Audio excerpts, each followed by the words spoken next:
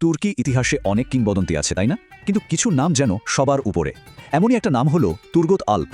চলুন আজ সেই অবিশ্বাস্য যোদ্ধার গল্পটা শোনা যাক, যার জীবনটা ছিল একটা গোত্র থেকে বিশাল সাম্রাজ্য হয়ে ওঠার পুরো গল্পের সাক্ষী।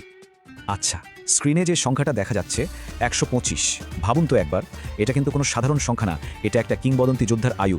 আসল প্রশ্নটা তো এখানেই, কিভাবে একজন মানুষ ১২৫ বছর বেঁচে থাকেন, আবার জীবনের শেষ দিন পর্যন্ত যুদ্ধ করে যান। ঠিক এই রহস্যটাই তুর্গুত অল্পের গল্পকে এতটা ইন্টারেস্টিং করে তুলেছে। তাহলে কে ছিলেন এই তুর্গুত আল্প? চলুন একেবারে গোড়া থেকে শুরু করা যাক।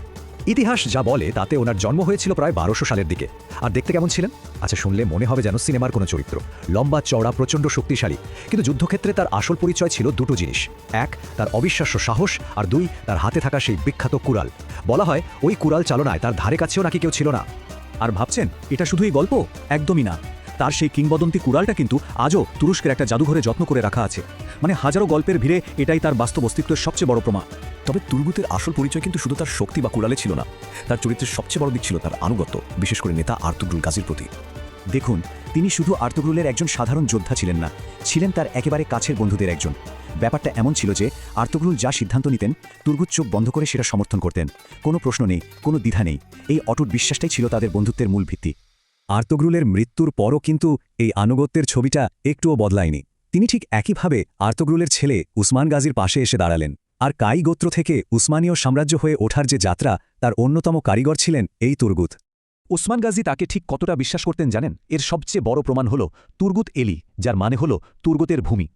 আসলে ঘটনাটা হলো ১২৯৯ সালে ইনিগল জয়ের পর উসমান গাজী পুরো এলাকাটার শাসনের ভার তুলে দেন তুর্গুতের হাতে। এটা ছিল একটা বিরাট সম্মান, আর সেই সম্মানেই জায়গাটার নামই হয়ে যায় তুর্গুতের নামে। কিন্তু তার জয়ের ক্ষুধা এখানেই থামেনি। ইনিগলে শাসক তো হলেন, কিন্তু যুদ্ধক্ষেত্র ছাড়ার মানুষ তিনি ছিলেন না। ১৩২৫ সালে আটরানোস দুর্গ বিজয়, তার ঠিক পরের বছর ১৩২৬-এ বুরসা জয়। এইসব বড় বড় অভিযানে তিনি কিন্তু ঠিকই ছিলেন। এমনকি পরের প্রজন্মের নেতা ওরহান গাজীর সাথেও কাঁধে কাঁধ মিলিয়ে যুদ্ধ করেছেন।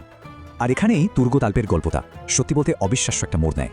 তার এই লম্বা জীবন তাকে ইতিহাসের পাতায় একটা অন্যরকম জায়গায় বসিয়ে দিয়েছে।